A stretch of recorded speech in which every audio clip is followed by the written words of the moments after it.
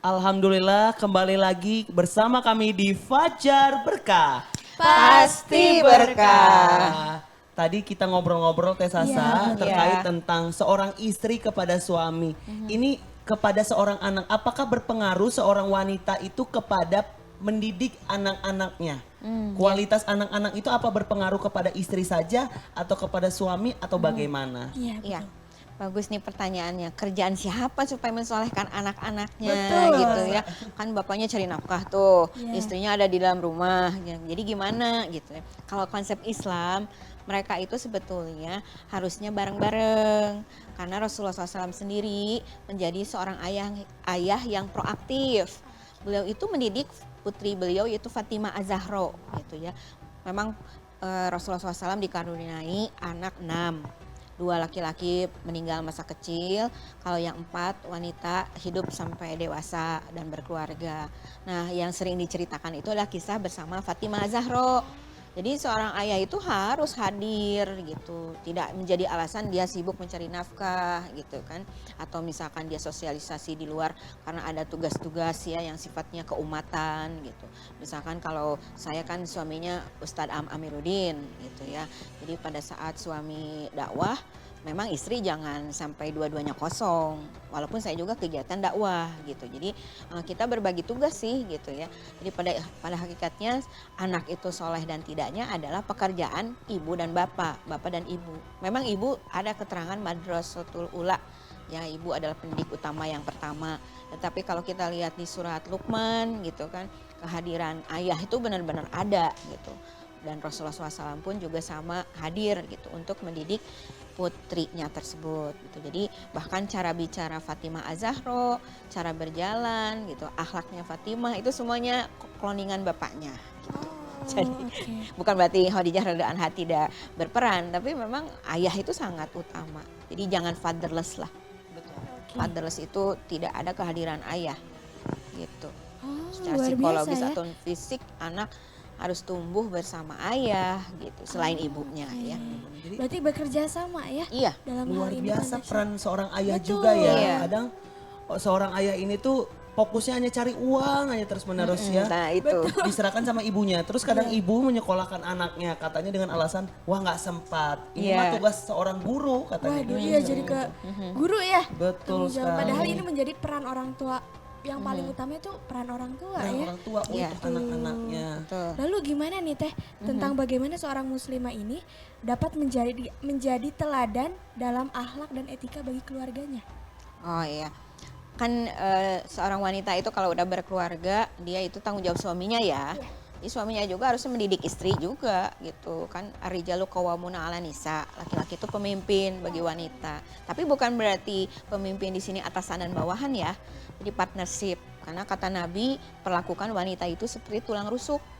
Kalau tulang rusuk itu kan bengkok pada dasarnya ya. Kemudian kalau diperbaiki secara keras nanti patah. Jadi maksudnya wanita itu harus diperlakukan dengan lembut. Jadi dalam rumah tangga itu istri bisa optimal kalau dia mendapatkan perhatian juga dari suami gitu. Jadi tidak hanya dia transfer energi aja ke anak, barijeng punten di bahasa Sunda. Kalau istrinya tidak ada gitu waktu me time gitu harus ada untuk menjaga kewarasan ya. Iya betul. Jadi seorang ibu pun ya nampaknya perlu juga gitu suami itu ada waktu. Makanya Rasulullah SAW itu ada waktu dengan Aisyah radhiyallahu anha untuk bisa lomba lari bareng gitu. Maksudnya pura-pura kalah dari istrinya. Padahal Rasulullah SAW itu kan jago berperang ya. Nah di sini fisik Rasul pasti bagus gitu. Tapi karena dia saking sayang sama istri, maka dia bisa pura-pura kalah dari istrinya. Jadi keromantisan dijaga gitu setelah nikah kepada istri. Makanya ibunya nanti energinya untuk melanjutkan sebagai ibu dan istri itu bagus gitu. Karena suaminya juga memperlakukan dia dengan lembut tadi ya. Itu alam berarti bisawab. dari suami itu mendidik istrinya dan Betul. suami dan istri itu mendidik anak-anaknya ya betul. Bareng-bareng jadinya insya Allah. Bareng-bareng. Tapi banyak sekali Teh Sasa kasus-kasus bahwasannya orang tua itu udah menikahkan anak-anaknya di usia masih muda, Oke. di usia-usia kadang masih minim ya SMP saja sudah dinikahkan. Iya, Yang betul. kita maksud sini kan belum sanggup dia untuk menjadi seorang istri karena dia masih butuh perhatian dari orang tuanya. Betul. Bagaimana sosok perempuan tersebut untuk mendidik anaknya? Ada tips nggak Teteh? Kalau misalnya anak-anak di usia dini dia udah dinikahkan terus punya anak lagi, apakah ada tips gitu Teteh? Ya, kondisional ya, karena zaman Rasul itu kan Aisyah dinikah juga waktu masih usia 9 tahun gitu. 9 tahunnya itu seperti apa, tapi kan memang ada masa berpisah dulu dengan Rasul gitu, tidak langsung satu rumah gitu. Jadi memang kita ketahui kan ada Ummul Mukminin ya, ada istri beliau Khadijah radhiyallahu anha itu wafat. Nah, baru setelah itu kan menikah dengan Saudah yang sudah menopause. Nah, baru nanti nikah dengan Aisyah radhiyallahu anha gitu. Jadi memang kondisi wanita yang katakanlah tadi katanya masih SMP, masih pelajar gitu ya, SMA, gimana bisa nikah atau enggak. Kalau di dalam Islam sih sebetulnya ukurannya baligh. Dan dia tahu hukum-hukum fikih munakahat gitu. Soal nanti misalkan aturan hukum positif negara menentukan sekian belas usia tahun itu kan beda lagi ya. Tapi kalau di mata Allah tuh ada aturan-aturan khusus gitu. Makanya kalau sekarang untuk kondisi zaman now gitu ya, tolong para orang tua ataupun anak-anaknya menjaga pergaulan. Justru karena terlalu bebas gitu antara ikhwan dan akhwat, laki dan perempuan, maka terjadilah kebutuhan fisik atau physical touch ataupun yang mendekatkan zina itu jauh dikedepankan. Maka anak-anak kan misalkan maaf ya, kalau kita amati di mall-mall, anak-anak muda sekarang tuh banyaknya anak-anak muda yang masih pelajar terus pergi bareng, bisa makan bareng, bisa jalan bareng. Nah itu kan sebenarnya prihatin gitu.